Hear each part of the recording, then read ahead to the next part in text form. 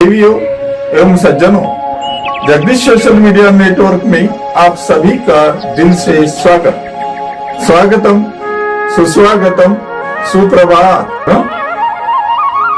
प्रतिदिन के अनुसार प्रस्तुत करते हैं स्वामी वासुदेवानंद जी सरस्वती इनके अमृतमय वाणी द्वारा विष्णु सहस्त्र नाम ज्ञान यज्ञ प्रवचन। प्रथम नमन आपको। जय गुरुदेव। श्री विष्णु सहस्त्रनाम ज्ञान यज्ञ प्रवचन क्रमांक 221, श्लोक क्रमांक 35 और नाम क्रमांक 205। ओम त्र्यंबकं यजामहे सुगंधिं पुष्टिवर्धनम् उर्वारुकमिव बन्धनान् मृत्योर्मुक्षीयमामृतात्।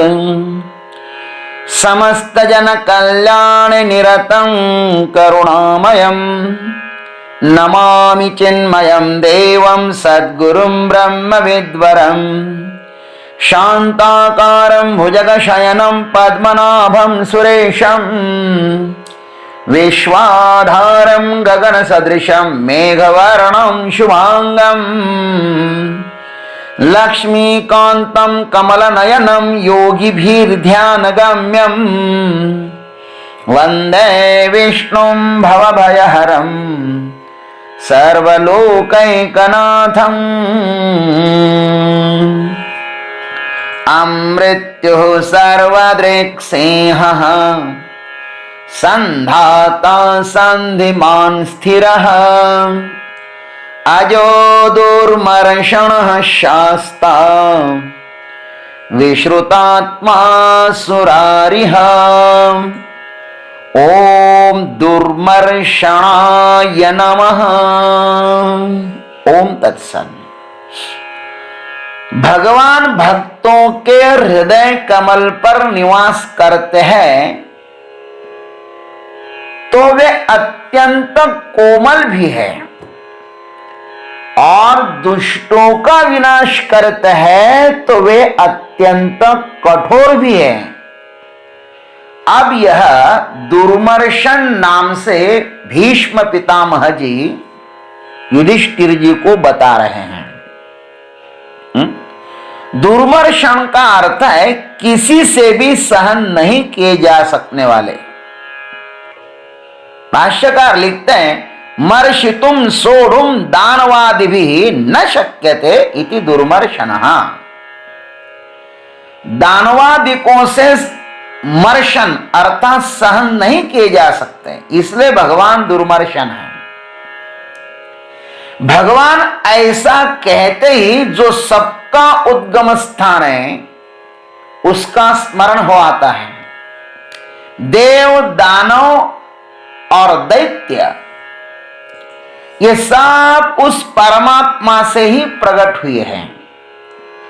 जो ईश्वर की सृष्टि के सौंदर्य को सजाने में लगता है वह देवताओं का स्वरूप है और जो विनाश के लिए तत्पर रहता है वह दानव है।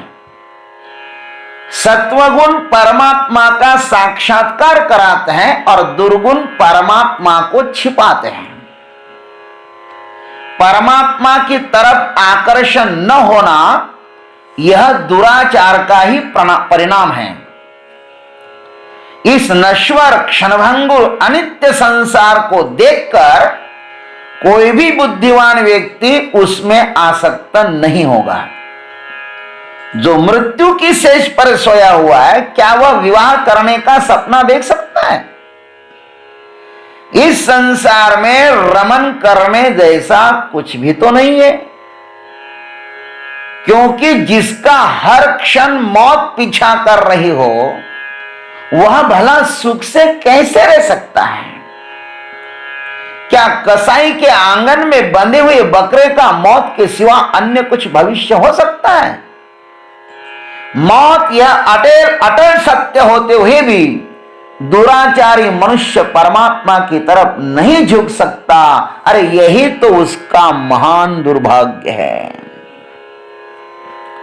रावण आदि राक्षसों को परमात्मा का प्रत्यक्ष दर्शन होने पर भी उनके पाप ने उन्हें परमात्मा के पक्ष में आने का अवसर नहीं दिया। कंस को तो परमात्मा ने हर पल खबर दी थी कि मुझे पहचान लो, किंतु आंखों में अज्ञान, अहंकार, राग, द्वेष की धूल इतनी भरी थी कि उसे भगवान अंतिम क्षण तक दिखाई ही नहीं दिए। ऐसे लोगों के लिए भगवान अत्यंत दुर्मर्शन ही है। भगवान ऐसे लोगों को अपने से दूर ही रखते हैं। ऐसे अज्ञानांधकार में डूबे हुए लोग भगवान के भक्तों के पास ही नहीं आते, तो भगवान के पास कैसे जाएंगे मेरे भाई?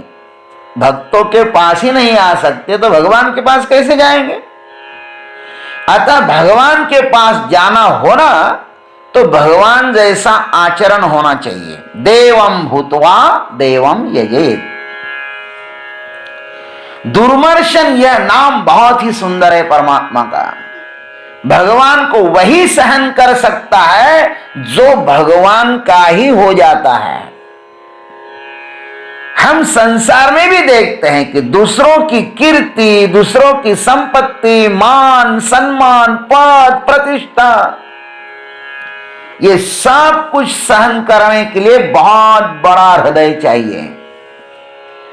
जो साधारण मर्त्य मनुष्यों को ही सहन नहीं कर सकते, वे भगवान को कैसे सहन कर पाएंगे?